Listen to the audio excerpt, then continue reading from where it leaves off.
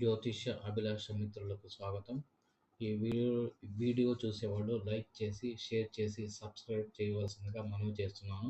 ఈ వీడియోలో మనము సెంట్రల్ గవర్నమెంట్ జాబ్ అయినటువంటి సబ్ పోస్ట్ మాస్టర్ జాబ్ యొక్క గ్రహస్థితి ఎలా ఉంటుందో తెలుసుకుందాం. యువతలో కాంపిటేటివ్ ఎగ్జామ్స్ రాసి కొట్టేటటువంటి జాబుల్లో ఈ సబ్ పోస్ట్ మాస్టర్ జాబ్ కూడా ఒకటి ఉంది. ఇది ఎక్కువగా 10th క్లాస్లో మెరిట్ ఆధారంగా కొంతమందికి ఇస్తూ ఉంటారు. కొంతమందికి ఇంటర్మీడియట్లో వచ్చిన మార్క్స్ ఆధారంగా స్కిల్ టెస్ట్ ఒకటి పెట్టి ఈ జాబ్ని ఇస్తూ ఉంటారు. ఇది పల్లెటూళ్ళల్లో ప్రశాంతంగా చేసుకునే జాబ్గా కొంతమంది దీన్ని ఎక్కువగా లైక్ చేస్తూ ఉంటారు.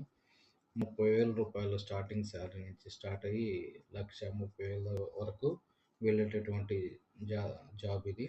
సో గ్రహస్థితి ఎలా ఉందో మనం చూద్దాం. సో ఇక్కడ లగ్నం మనకు మిథున లగ్నం అయింది. మిథున లగ్నం అంటే మనకు కమ్యూనికేషన్, వార్తా శ్రవణ, ఉద్యోగాలు వీటికి సంబంధించినటువంటి రాశి అనమాట. మిథునం అంటే దైవ మానుష్య సంబంధాలకు సంబంధించినటువంటి రాశి. సో ఈ మిథున రాశి లగ్నం అయిందనమాట. సో చంద్ర రాశ్యాధిపతిగా చంద్రుడు కూడా మిథునంలోనే ఉన్నాడు. సో నవాంశ లగ్నం కూడా ఇక్కడ మనకు మిథునమే అయిందనమాట. సో ఇక్కడ 10వ స్థానం మీనం అయింది. ఆ 10వ స్థానం మీద శని యొక్క దృష్టి పొందడం జరిగింది.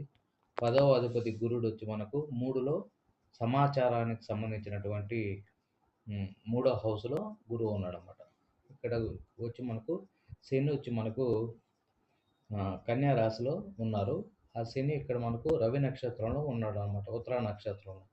ఈ జాతకులు సబ్ పోస్ట్ మాస్టర్గా వృత్తి కావడానికి ఈ కాంబినేషన్ కారణమైంది అనమాట.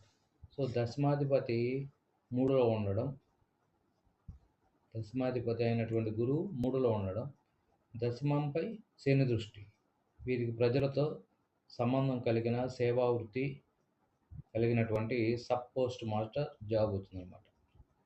స్వస్తి.